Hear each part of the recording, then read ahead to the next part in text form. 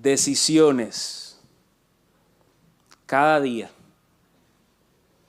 Alguien pierde, alguien gana. Esas se las saben, ¿ah? Si no les pongo las letras de la iglesia, no se las saben, pero esas se las saben. Y cuidado que tienen letra. Las canciones de Rubén Blades tienen letra y letra y letra y se las saben hasta los soneos. Se lo saben, lo estoy seguro. Especialmente los salseros. ¿Cuántos son salseros aquí? Salseros aquí. Unos cuantos salseros. Nosotros en Puerto Rico le decimos a eso, ¿cómo se le dice, Marilú? Cocolos le decimos nosotros. Cocolo, ¿verdad?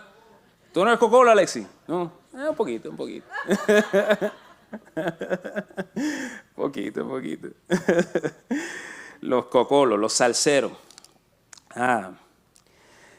La toma de decisiones es parte inevitable de la vida diaria para todos nosotros.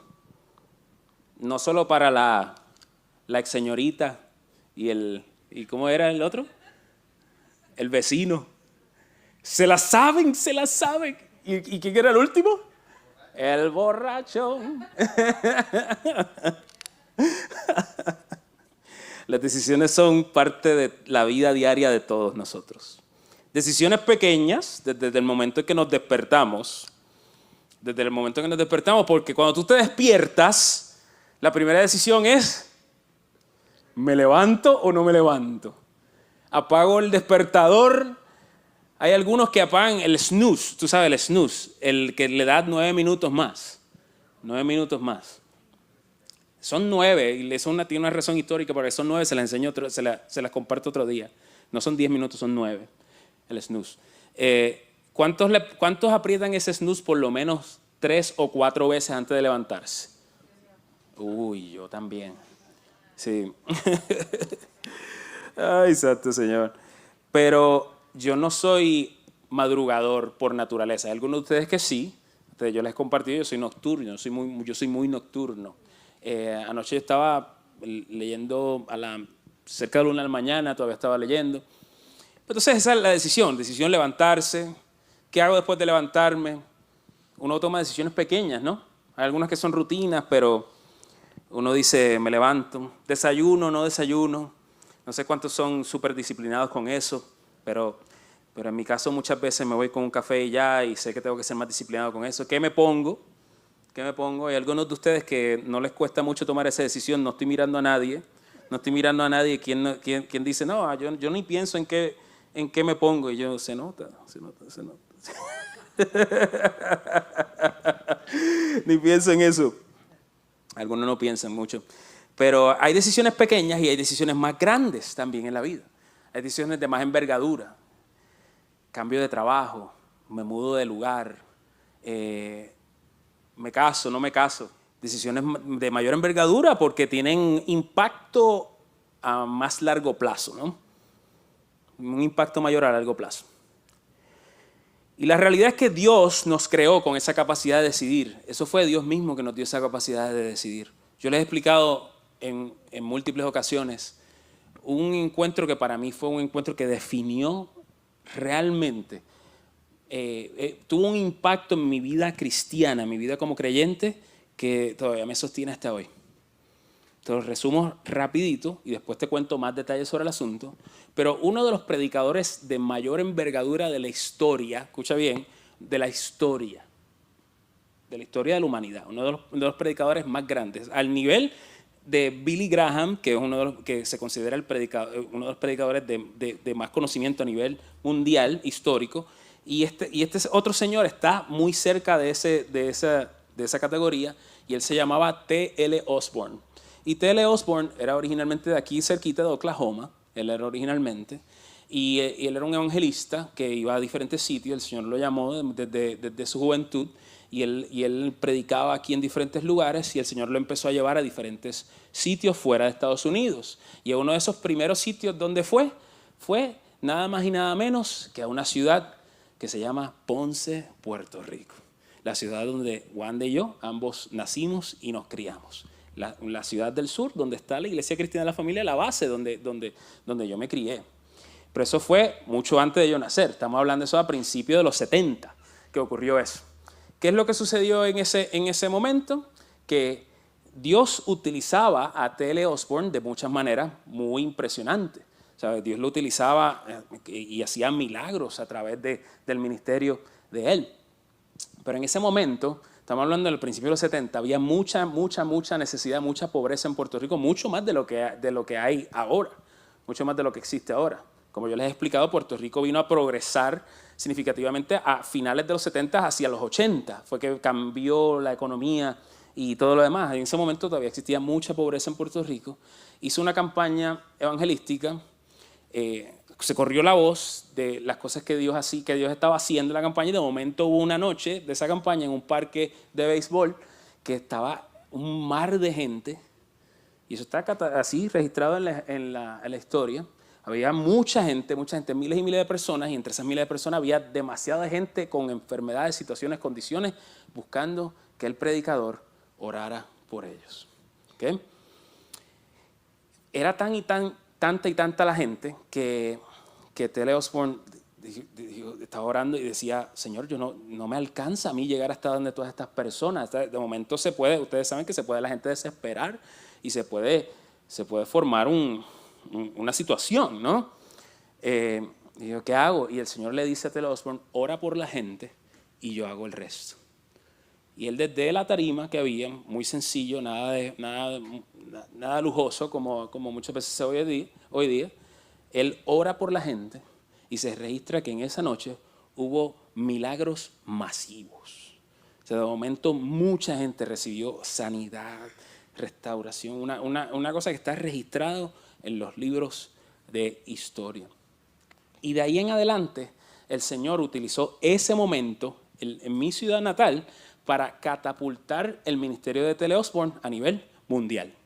De ese momento, eso fue como un escalón más arriba, y el Señor lo llevó hasta los confines de la tierra. Él casi nunca estaba por este lado del mundo, siempre estaba especialmente en países africanos y asiáticos. Es que principalmente él estaba en esa zona. Pero antes de morir, él murió hace varios años atrás, antes de morir, cuando él tenía unos 93, 94 años, y todavía ese señor su mente estaba pero intacta, y todavía tenía fuerza todavía, considerando su edad avanzada. Y él dice que el Señor le encomendó el regresar al lugar donde había comenzado todo.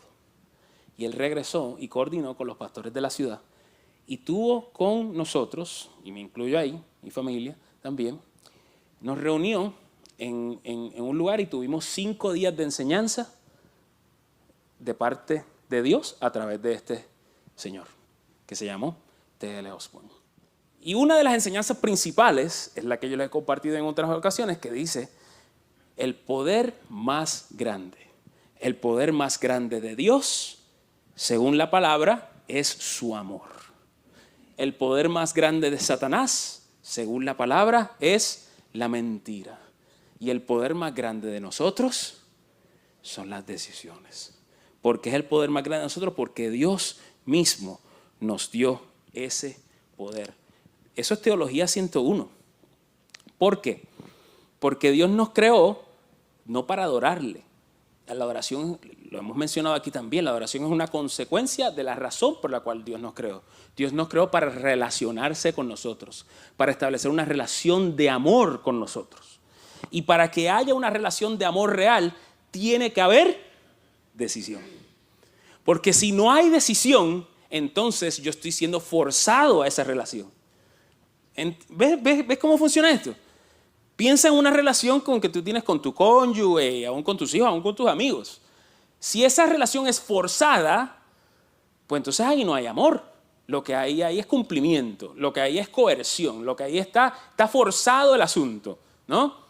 Incluso puede haber hasta maltrato, y puede haber hasta cosas muy nefastas en ese sentido, ¿no? Para que haya una relación de amor genuina, tiene que haber elección, tiene que haber decisión.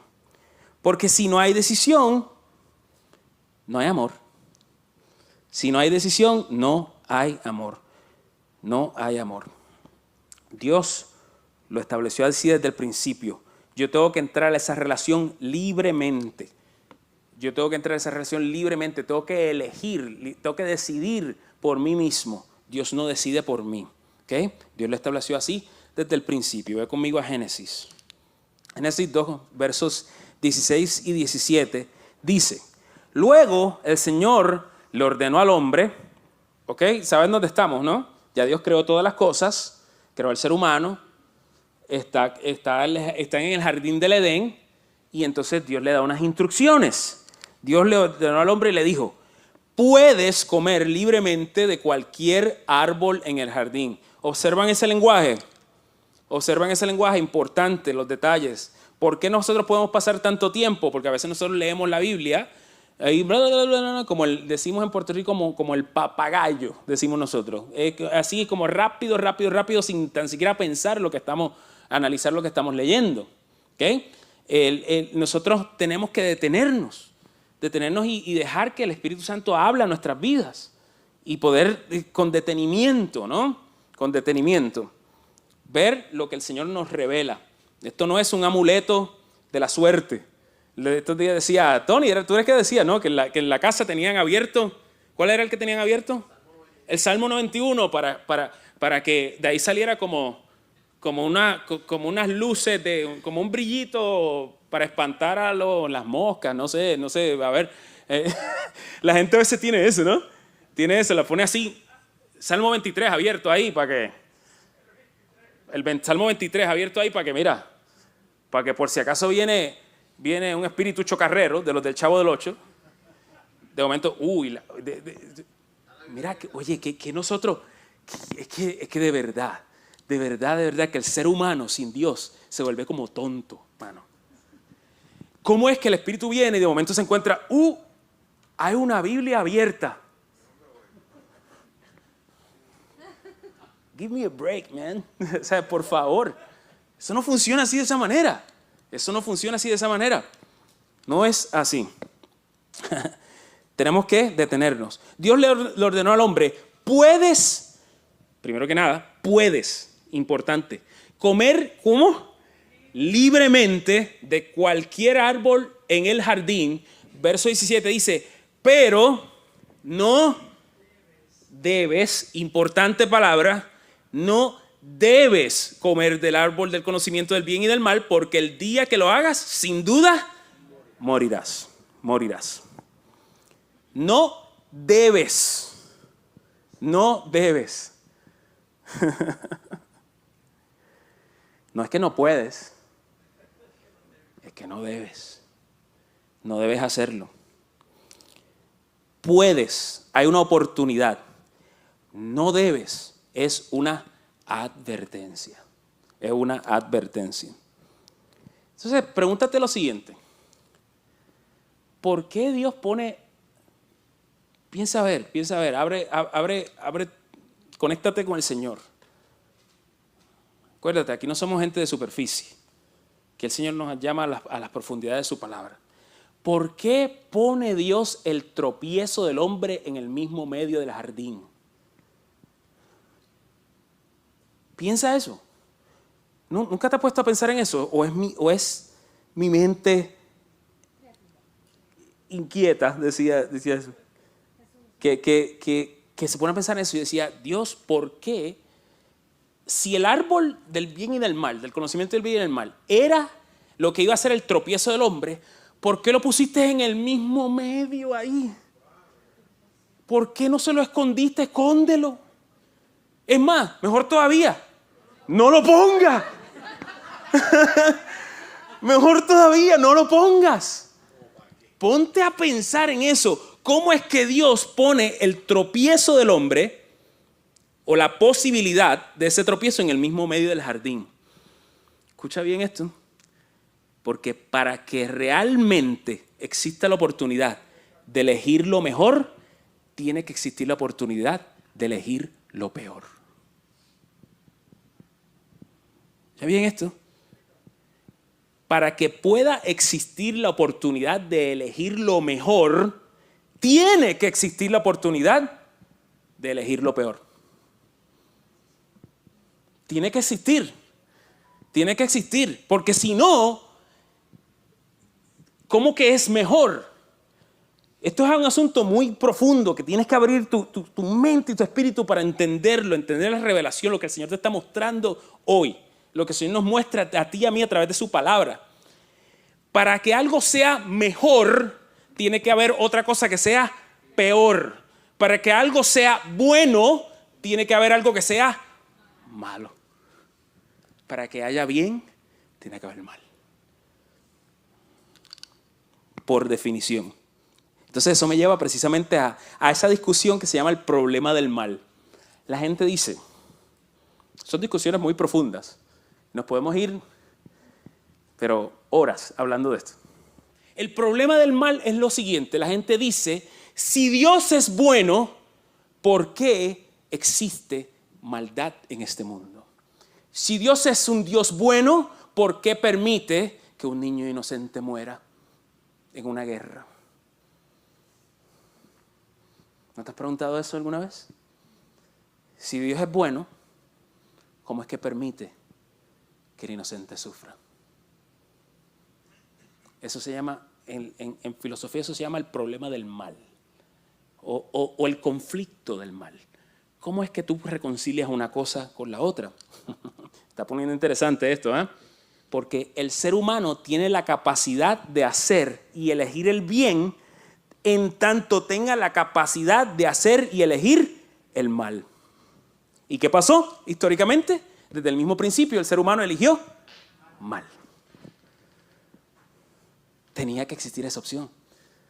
Y Dios la pone en el mismo centro porque le dice, tú vas a venir por voluntad propia. No porque yo te esconda las otras alternativas, sino porque tú lo eliges. Tú eliges estar conmigo. Tú y yo estamos aquí precisamente por eso, porque hemos elegido buscar de Dios.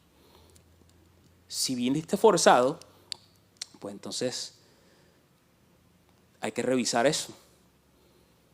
El ser humano ha elegido mal desde el principio.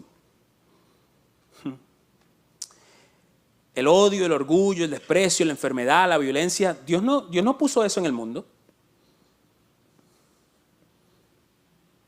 Dios no puso eso en el mundo. La mejor analogía es eso, es entender la diferencia entre el frío y el calor. El frío no es otra cosa que, ¿sabes qué? Que una ausencia de calor.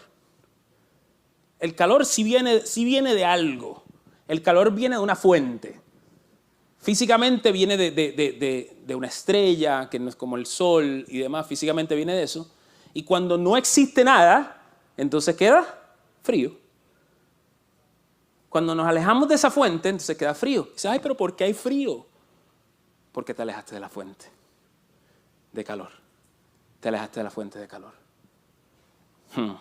Profundo esto, ¿eh?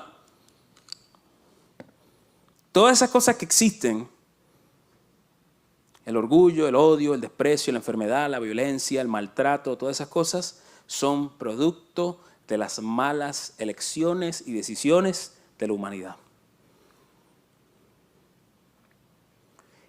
¿Y por qué entonces, volvemos al asunto, por qué Dios me permite elegir el mal y dañar lo que Él creó bueno? Porque Dios creó todas las cosas buenas.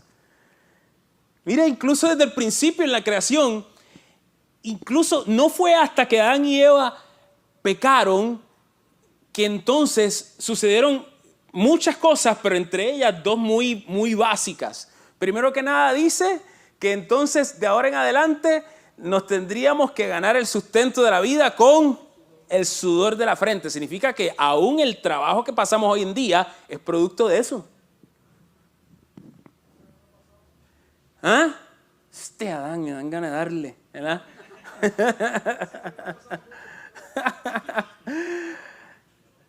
Y dice también que como producto de eso, dice, las mujeres darían a luz con dolor. Las que han dado a luz, piensen a ver esa posibilidad de dar a luz sin dolor. Me van a dar la Eva, ¿no? Dirán ustedes. Es lo mismo. Porque si no me permite elegir, entonces Dios violentaría su naturaleza de amor, el cual es su mayor poder. Para Dios ser un Dios de amor, genuinamente, Él me tiene que permitir decidir. Y Él me permite decidir. Dios me permite decidir. Dios nos da opciones. Ve conmigo aquí a Deuteronomio, un poco más adelante. Deuteronomio capítulo 30, versos 19 y 20, y ahí sí regreso a la Nueva Traducción Viviente. Hoy te he dado, está hablándole Dios a la gente, hoy te he dado a elegir entre la vida y la muerte, entre bendiciones y maldiciones. Ahora pongo al cielo y la tierra como testigos de la decisión que tomes. Ay, mira esto, Dios, proyéctate esto, no lees la Biblia por encima, así, a lo loco, superficialmente. No. Mira lo que está diciendo ahí, hay una expresión como de súplica de parte de Dios. ¿Entiende lo que está diciendo Dios aquí? Dios está diciendo, ay, si eligieras, ay, si eligieras la vida para que tú y tus descendientes puedan vivir. Está diciendo Dios, por favor, elige bien. Estoy poniendo estas opciones delante de ti. Elige bien porque te va a ir mal. Y yo no quiero que te vaya mal. Pero tienes que elegir tú. Las opciones las pongo delante de ti. Por eso es que a veces la gente dice, no, es que el tiempo que vivimos después de Jesús es el tiempo de la gracia, que podemos elegir. Desde el principio Dios pone las opciones delante de la gente. Y queda de nosotros elegir lo que hagamos o no. Nosotros en nuestro tiempo presente, una de las cosas de nuestra sociedad actual que es súper dañina es la mentalidad de víctima. Todo el mundo se canta víctima. Todo el mundo se canta como, no, el mundo conspira en mi contra.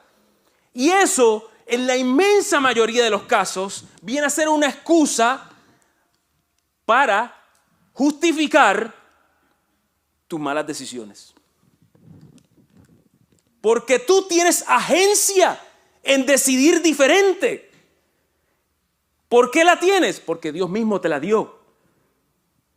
¿Te va mal donde estás? Puedes decidir moverte. A mí me gusta mucho, especialmente en este tema, que ahora aquí en Estados Unidos tiene una obsesión con el racismo, especialmente la izquierda. Una obsesión, no, todo es racista, todo es racista, todo es racismo y todo es racista. Mentalidad de víctima. Mentalidad de víctima. Yo nunca he experimentado racismo aquí. ¿Porque me mezclo entre los blanquitos? No. Porque a mí me define, no mi raza, me define mi carácter. Mi carácter. Mi identidad en Dios. Y como me conduzco de esa manera, la inmensa mayoría de las personas, que puedan existir por ahí gente que están tan desviados y tan trastornados que ni tan siquiera eso ven, claro, pero no va a ser la mayoría de las personas. La mayoría de las personas van a actuar y a responder según cómo tú te conduces. En mi vida y en la de mi familia hay orden. Nadie puede decir, estos latinos desordenados, míralos ahí. No, nunca van a señalar eso en nosotros. Porque en nuestra vida hay orden. Entonces, nuestro carácter habla por sí solo. ¿Ves? Entonces, no andamos con mentalidad de víctima. ¡Ay, pobre de mí! No, porque es una excusa decir, tú estás tomando decisiones que te han llevado a donde tú estás. Decisión. Porque Dios mismo nos dio esa capacidad. Dice, ay, si eligieras la vida para que tú y tus descendientes puedan vivir. Verso 20. Puedes elegir esa opción al amar, al obedecer y al comprometerte firmemente con el Señor tu Dios. Esa es la clave para tu vida. Y si amas y obedeces al Señor, vivirás por muchos años en la tierra que el Señor juró dar a tus antepasados, Abraham, Isaac y Jacob. Dios presenta el pacto y les invita a tomar una decisión. Él advierte las consecuencias.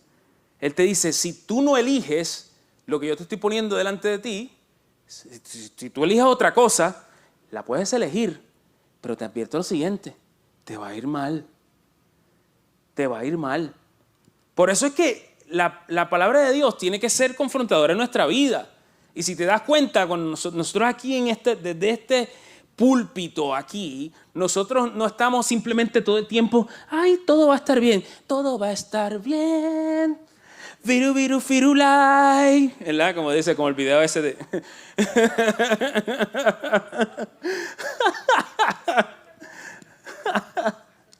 Mira, escucha bien. Dios no está en su trono deseando que la gente viva perdida en la maldad, para luego, como un niño con una lupa, así quemando hormigas. Así está. La gente a veces se hace de esa idea. Dios quiere mandar a la gente al infierno. No, ese no es el deseo de Dios. ¿Por qué sabemos que ese no es el deseo de Dios? Porque hay un sinnúmero de advertencias para evitarnos eso mismo precisamente. Dios pone la opción delante de nosotros y el deseo de Dios es salvación. A través de la palabra nosotros lo podemos en el Antiguo y en el Nuevo Testamento, que el deseo de Dios es que todos sean salvos. Ese es el deseo de Dios. Pero Dios no puede obligar a todos a ser salvos, porque si te obliga a ser salvo, entonces deja de ser un Dios de amor. Entiende eso. La elección, la decisión, el poder de decisión en nuestra vida es esencial en nuestra relación con Dios, porque si no, no hay relación. Lo que hay es obligación o coerción. En la palabra del Señor presenta advertencia tras advertencia, precisamente para evitarnos la consecuencia tanto terrenal como la consecuencia eterna, que es más importante todavía. Pero a nosotros nos toca elegir. Y esto es una decisión personal.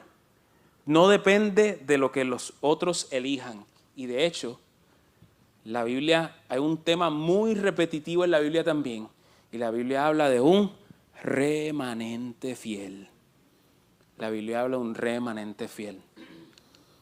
Nunca en la palabra del Señor vamos a ver que consistentemente la masa sigue y elige lo correcto. Siempre va a ser la excepción. Entre cuál tú quieres ser contado. En la masa que se va como ovejas al matadero. No. Mira lo que dice la palabra del Señor. Un momento clave de la vida de este siervo. Josué 24:15, se lo saben. Pero vamos a leerlo en detalle porque volvemos a lo mismo. Leemos esos versos, no lo sabemos. Eso no puede ser simplemente un amuleto.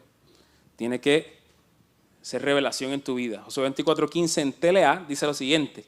Si no quieren serle obedientes, está hablándole Josué al pueblo de Israel. Después de que lo sacan de Egipto, después que tienen todas las victorias, después que han visto... Mira, por eso es que este es un asunto de decisión. La gente dice, no, si Dios se revela a mi vida... Pero si es que Dios se revelaba a la vida del pueblo de Israel de la manera más poderosa y visible que tú te puedes imaginar. O sea, Dios se revelaba y visiblemente como una columna de fuego, como una nube, que se bajaba al tabernáculo, hacía milagros, prodigios, y a la gente de Israel, ¿tú sabes cuánto le duraba ese impacto? Promedio, cuando veían a Dios hablar en el monte Sinaí, todas esas cosas. ¡Wow! ¿Tú sabes cuánto le duraba? Promedio. Yo hice ese estudio una vez, 3 días. Le duraba el efecto. Y después de 3 días, más o menos, promedio, volvían a lo mismo, a quejarse, a pelear, a refunfuñar, a esto, lo otro, todo el tiempo. A dudar, a buscar otras cosas. 3 días. La gente dice, si Dios se me aparece aquí, si un ángel se me aparece, entonces yo, ahí sí le sigo al Señor. Y yo, eso te crees tú. Pero eso no es así. Este es un caminar de decisión, de principio. Si no quieren ser obedientes, decidan hoy a quién van a dedicar su vida. Tendrán que elegir entre los dioses a quienes sus antepasados adoraron en Mesopotamia y los dioses de los amorreos en cuyo territorio ustedes viven ahora. Pero mi familia y yo hemos, ¿qué? Decidido dedicar nuestra vida a nuestro Dios. Decidir el bien es de valientes. Decidir a Dios, decidir seguir a Dios es lo mejor. Decidir por Dios es responder al llamado de Jesús. Y escúchate esto muy bien.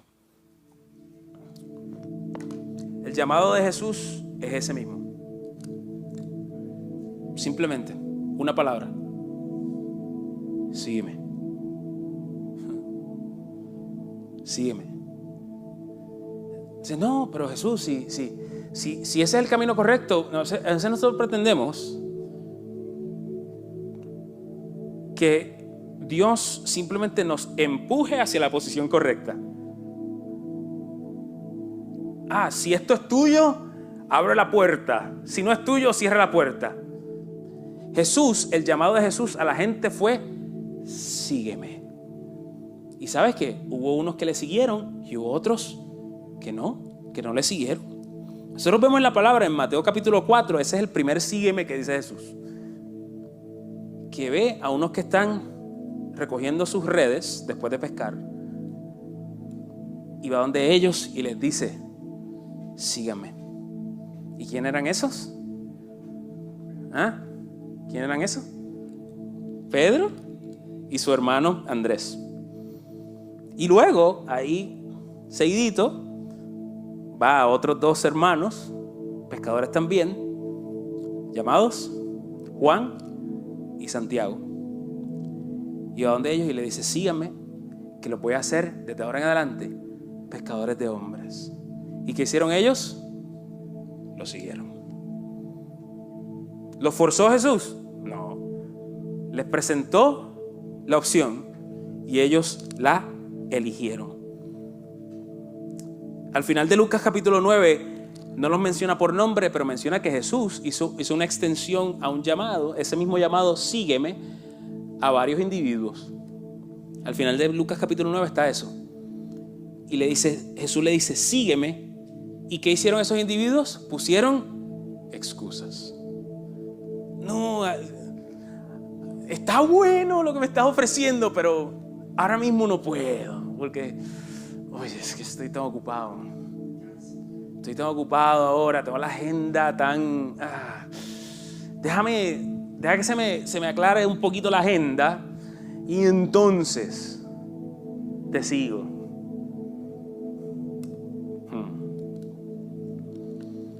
No, es que tengo situaciones. Oye, tengo situaciones que resolver. Y oye, son justificadas. Yo sé que tú entiendes, Jesús. Claro que tú vas a entender. Situaciones de familia, cosas que son prioridad, importantes. Búscalo ahí al final de Lucas capítulo 9 y lo vas a ver. ¿Y qué hizo Jesús? Siguió su camino sin ellos. Una de esos llamados que más me impacta es en Mateo 9:9, cuando Jesús le dice precisamente al escritor de ese evangelio, a Mateo, le dice, sígueme. Cuando Mateo estaba ¿dónde? En la cabina del cobrador de impuestos. A mí me gusta mucho cómo lo presentan The Chosen, la tensión que había ahí, ¿no? Y Mateo dice, soltó todo y se fue. Y eso a veces nosotros no lo entendemos.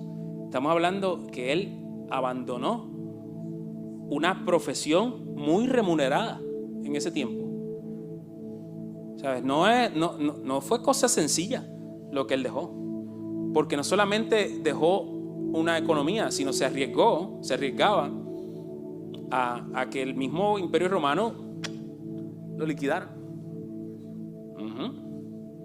Porque estaba metido dentro de ese sistema. Pero Mateo escuchó esa invitación de Jesús, sígueme, y dice la palabra en Mateo 9, dice que al instante, dice al instante, Mateo soltó todo y siguió a Jesús.